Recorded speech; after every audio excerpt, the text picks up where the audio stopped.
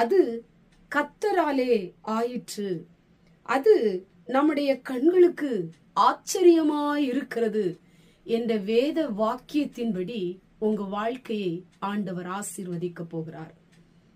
இதுவரை நீங்கள் கண்டீராத ஒரு ஆச்சரியமான ஒரு வழியை ஆண்டவர் உங்களுக்காக திறக்க போகிறார்.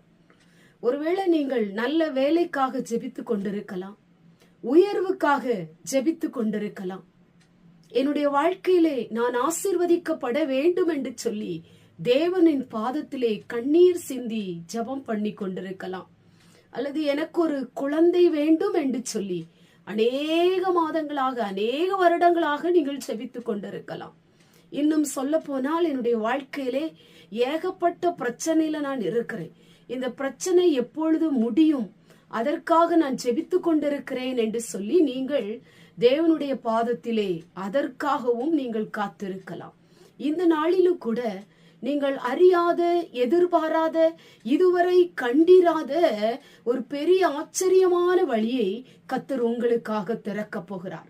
இது உங்களால் அல்ல, இது மனிதனாலும் அல்ல, இது தேவனாலே உங்களுக்கு திறக்க போகிறது.